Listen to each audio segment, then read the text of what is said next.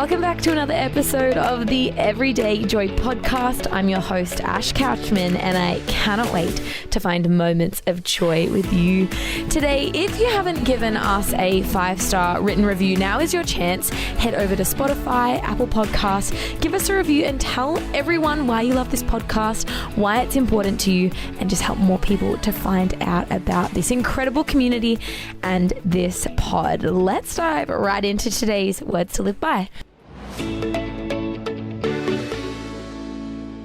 Don't look for shortcuts to God. The market is flooded with surefire, easygoing formulas for a successful life that can be practiced in your spare time. Don't fall for that stuff. That is from Matthew chapter 7, verse 13 to 14. Shay, I'm so glad you're here again. Me too. I Hello. just love you so much. The feeling is mutual. I just feel like working with you is such a highlight of my life. Aww. And when you walked through the door this morning, we both just looked at each other and we were like, we're tired today. I know. We didn't have to say a word. And I was just like, I see you. I did feel bad because you were going to give me such a nice greeting and I just feel like I'm complaining a lot recently, but I am tired. But it's okay. And that's Thank you. allowed. And I Thanks. feel like I literally feel like I can see my own under eye bags from my own eyeballs. I know. And it's just one of those things. It's like, okay, we're now on our way to Christmas. We're in that tail end of the year. Yeah. It does take a little bit more resilience this time of year, I find. It really does. Because there's no more holidays. There's no more breaks. Correct. Generally, all of the deadlines, whether it's for work, whether it's for school with kids, whether it's for church things, whatever it is, this end of year season ramps up. Even, I think it's also my social calendar. Like November, December? Yeah, it's wild. It's wild. Anyway, so happy to be here. So happy to be talking to you. It's so good. I think this verse is a great one. We actually read it in, I think it was the NIV version as well, that kind of shifts the perspective a little bit. It does, yes. So in the NIV version, it says, "Enter through the narrow gate, for wide is the gate and broad is the road that leads to destruction, and many enter through it." Then it says, "But small is the gate and narrow is the road that leads to life, and only few find it." I think when you kind of look at both of those versions together, what we're ultimately talking about is salvation and knowing God.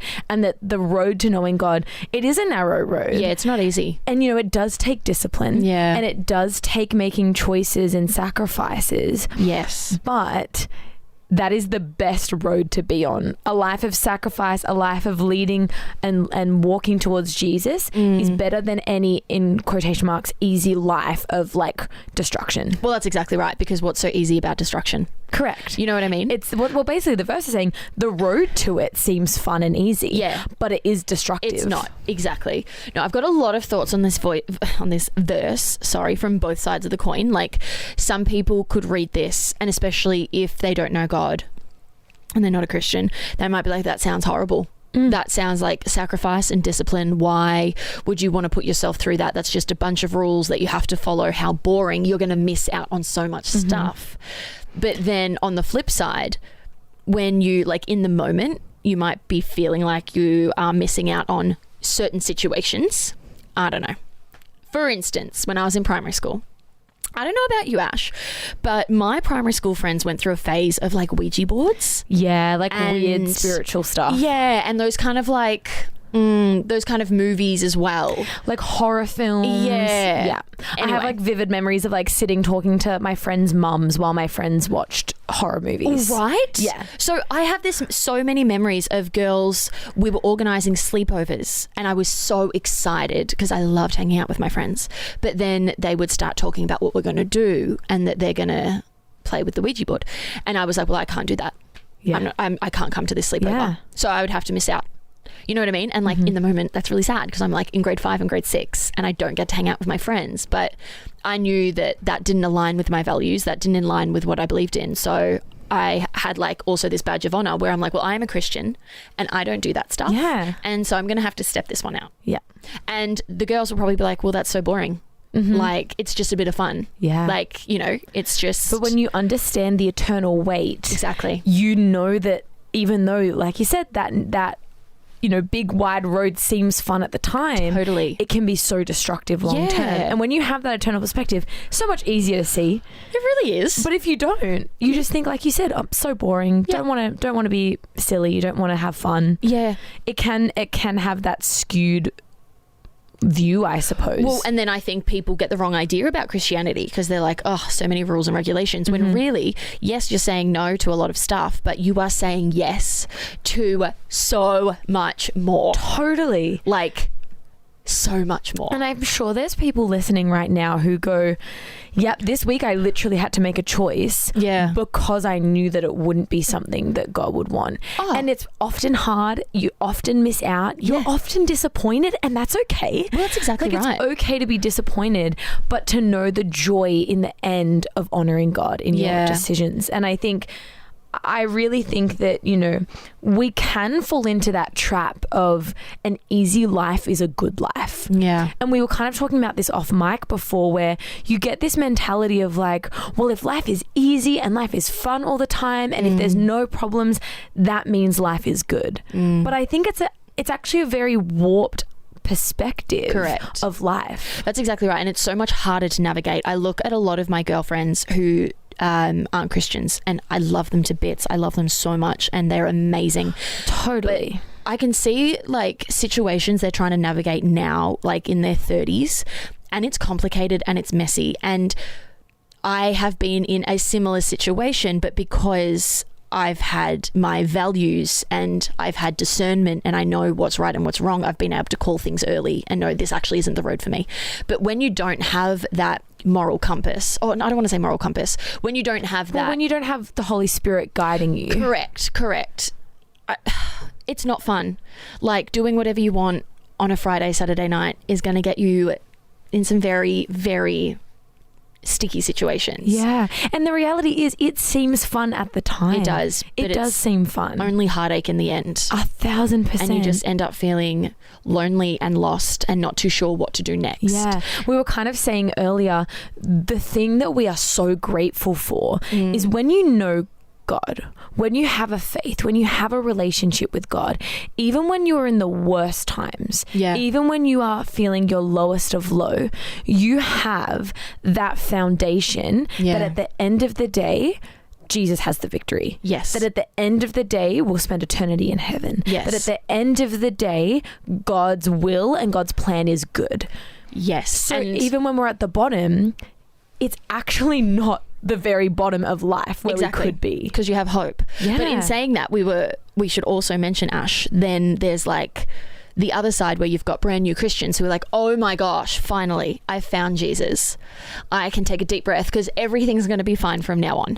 Which isn't, I mean, you're not wrong, but it isn't necessarily is fine in the scheme of eternity. Totally. But things are still hard, and things are tricky. And when you do find Jesus, then you are now putting yourself up to coming under attack. And so like certain situations actually get harder, and you have to really dig deep and you have to really trust God. Even when things aren't going your way, He still loves you so much. Totally. Like, He is still right beside you. Just because not everything is working out how you thought it would, He's still there with you. He's still fighting for you. So don't lose hope. Yeah. Because it's not all roses. The road is narrow. Yeah. And it's hard. And you're going to have to say no and goodbye to a lot of things. But you get to say, biggest joy. Exactly. You get to say yes to so much more. It is the biggest joy to live a life. And look, you've gone through tough situations. I've gone through tough situations. Everyone listening has gone through a plethora of difficult times. But knowing that there is a God who loves you, like you said, knowing that narrow road is worth it. It is worth the sacrifice. It is worth the no's. And I think, when I read this verse, particularly when it says there aren't any shortcuts, I think that's really what resonates with me. Is I have seen so many people, even people I'm close with, walk away from God because they wanted the shortcuts. Because they go, well, just because you think that that's how you have to live a life like that, just because you feel like you have to sacrifice that, I don't need to do that. And I think sometimes what happens is I see people try and take those shortcuts because they think, oh no, it's fine, it'll work out. Yeah. Doing things, and I'm saying more doing things explicitly against what God has asked us to do, or the characters. Some things are a little bit less black and white, but I tend to find the people that I see walk away from the Lord are the people who go, fine to do a little shortcut here, that's all good. Absolutely. It's actually not worth sacrificing this for my enjoyment, And I think if you almost picture it with eternity in one hand and like that other thing in your other hand, if it's going to lead you away from that eternity and it will lead you away from Jesus, it's almost always a no. 100%. Like if you're trying to toss up, hey, do I do this? Do I make this decision? Do I say this thing? Yes. It's almost, if it's going to not align with the Bible, if it's not going to align with eternity, we can actually have the assurance to go, you know what, that's not for me. Yeah, exactly. And that's okay. And sometimes it's disappointing, but it's going to be worth it. Like it's going to be okay in the end. Yeah. It's actually, you're going to be better. Yeah. And God rewards that as well. He looks at that and he sees the sacrifice we make, and we might think it's silly, but he knows our deepest desires. He knows what we want, and if he watches us physically say no to something for him, that brings him so much joy. Yeah. Yeah. And I think as we wrap up, you were talking about primary school, and I think back to high school years as well of how many parties I didn't go to. Oh, mate, even now, going to Hens's. Totally. And there are some things that happen at Hens that I don't enjoy, and therefore I don't go. Yeah. And you know what? It's actually let a lot of people down because I haven't been a part of it. Yeah. The bride in question has been upset. Yeah. But at the end of the day, they're my values, and I don't want to be a part of this. Completely. So yes, I know I'm missing out on something, but I really don't want to be there. Totally. But it doesn't go away. Yeah. There's always going to be something. There will always be something. And I think what you said is so perfect, that at the time, yes, it may be disappointing. Yes, it may be hard, but in the long term, it is so worth the narrow road. Yeah. It is so worth living that life. And even just talking to you about it now, I'm like filled with joy at the decisions that I've made. Yeah. Do you know what I mean? Yes. Like, I don't look back on any single one of those decisions and go, you know what? I wish I did that. Me neither. I wish I got involved in that. If anything, I've had conversations with people who were there and they're like, you know what? I wish I left with you. I'm like, well.